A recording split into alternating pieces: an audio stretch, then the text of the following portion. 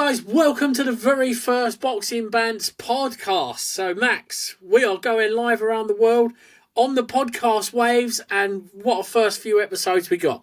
Yes, mate. Yeah, it's going to be quite exciting, especially the boxers what are going to be joining us, and also a TikToker who I've been chatting with over the last couple of weeks called Baker Boxing. He's going to be joining. He said he's quite excited to actually be on it.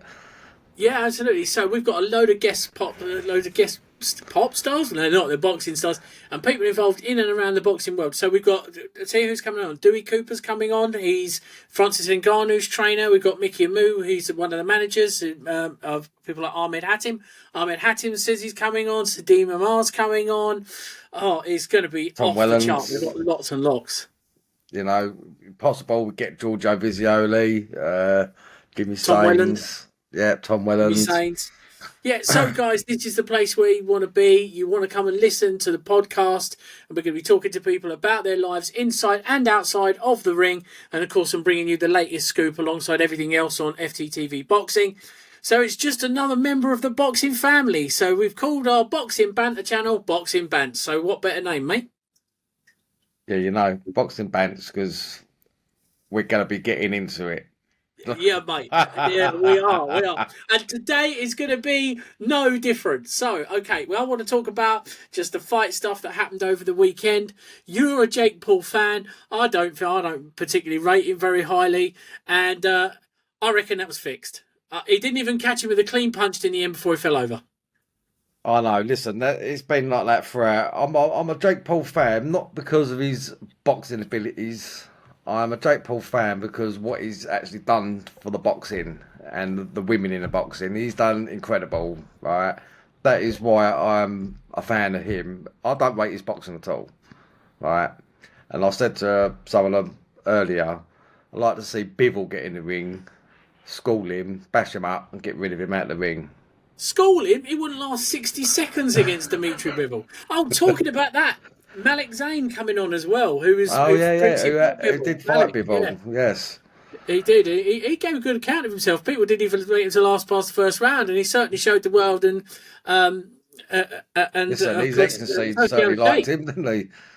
Absolutely. So he wants him back, and we're going to talk to him a little bit about that coming up. So, what's most exciting you, mate, about the people we're getting on the podcast? Are you looking forward to the people, or are you looking forward to the argument with me that we do daily, so we thought we'd share it with everyone? Yeah, I'm looking forward to the arguments, you know, but also I want to hear what other people say, because, like you say, I know about boxing. About boxing. So, guys, do not forget to tune in to Boxing Bantz. We're going to be recording the first of 4 episodes. This one should go out. It's very, very basic episode, so we are going to get better as time goes on. And if you want to be on Boxing Bantz, just hook us up. Just get in touch with us any way you like. You can use any social media, anything you want, podcast studios, anything else. So, mate, let's not look back into the past. Let's look into the future. This weekend coming up, both you and I, we are going to be in London at the O2 to see possibly Derek Chisora's last fight versus Joyce. I don't think it's going to be his last fight. I can't see Joyce beating Chisora. I honestly think Big Chisora, Joe, I think she didn't say shit. No, listen, no discredit to Big Joe, you know, got some balls on him, you know, fight anyone. But I think he's too slow, and I think Chisora's just got to be that little bit faster and stick it on him. I think if Chisora can stick it on him first few rounds, I think Joe will be in trouble. Because do you know what? Remember, his last fight, Joe Joyce, took him 12 rounds and what to the last few seconds to get rid of his bloke, and he wasn't even fantastic, was he? Well, I mean, it did. Take, but, you know.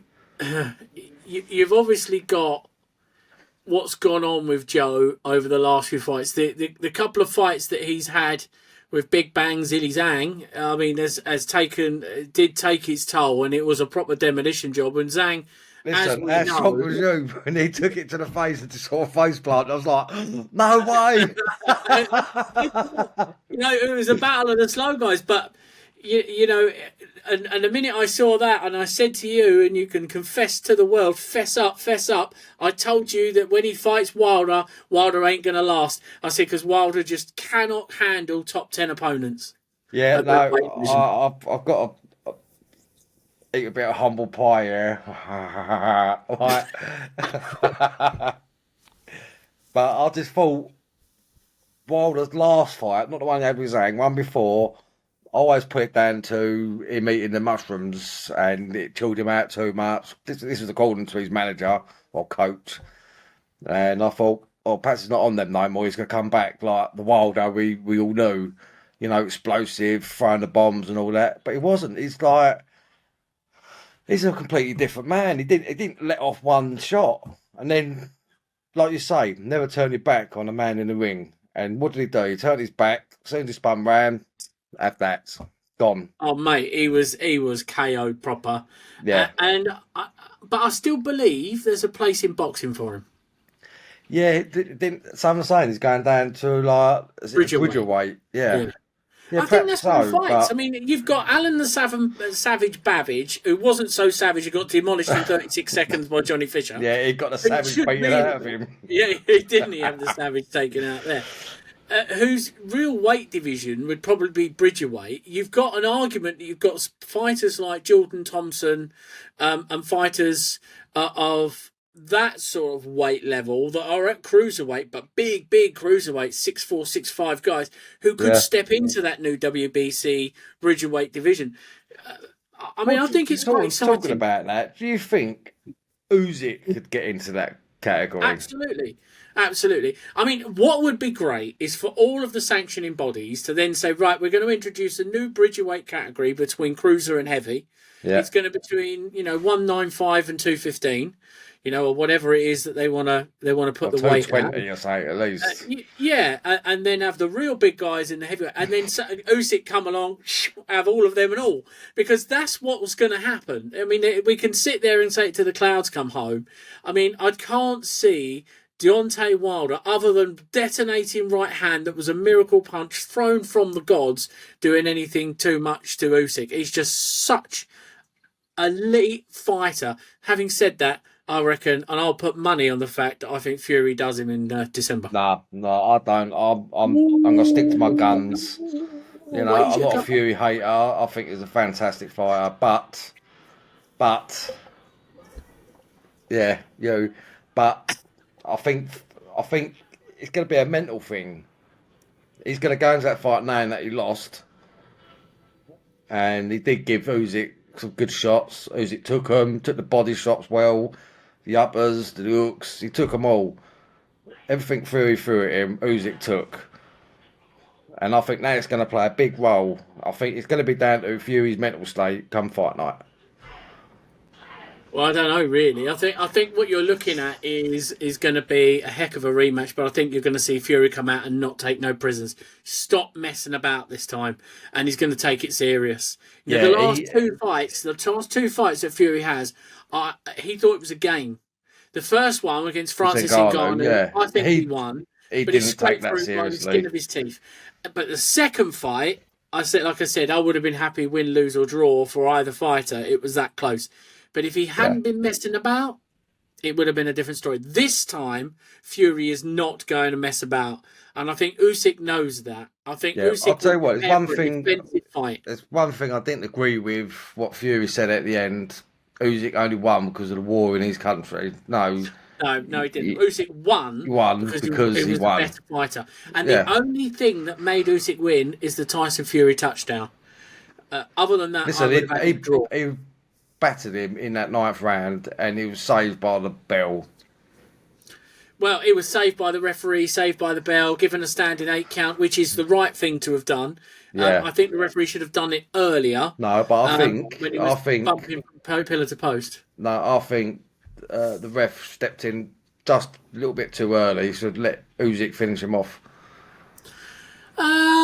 In theory, it's like a split second like that. The ref was on him. Do you know what? Do you know what the thing was? When Usyk was chasing him around the ring, he had to push the ref out of the way, get out of the way. Yeah, Tyson Fury had been mucking about for a lot of that fight, so I just thought, for me, it was a bit of a hit. It was a bit of a hit. Listen, Anyway, Tyson was rocked. let's talk about. Let's Listen, talk about. was We know Tyson that- rocked worse in that fight than he has in the other fight?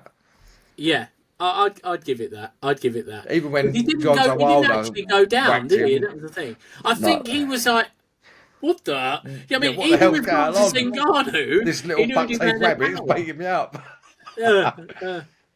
So anyway, going back, Chisora, Joyce at the O2 Queensbury show. Thank you very much to Frank, Matt Rich, and all the other guys over there at Queensbury for allowing us to do it. It's going to be super, super stoked. I'm super, super excited. And before we quit out the old podcast right now, just a nice short one today. Who you got, Joyce or Chisora? I'll go to Chisora. Get in there. I'm going there, Joyce. I think Joyce is going to come in too heavy as usual. I think he's going to come in there. He's going to be, for a change, he's going to be the younger man. Yeah. And I think he's going to come in there, and I think he knows this really is last chance saloon, because if Chisora puts him down, Del said he's got 3 or 4 more fights, I think. But I think if Joyce demolishes him in quick style, I don't think you'll see those. Yeah, I think. I'll agree with you there. If Chisora was beaten easily in the first couple of rounds, I think Del should just hang the gloves up. He's had a fantastic career. Go out like that, Nothing left to prove. No, definitely not. Well, guys, you've heard it first here from Max and Andy. Max is going for Del Boy. I'm going for Joyce.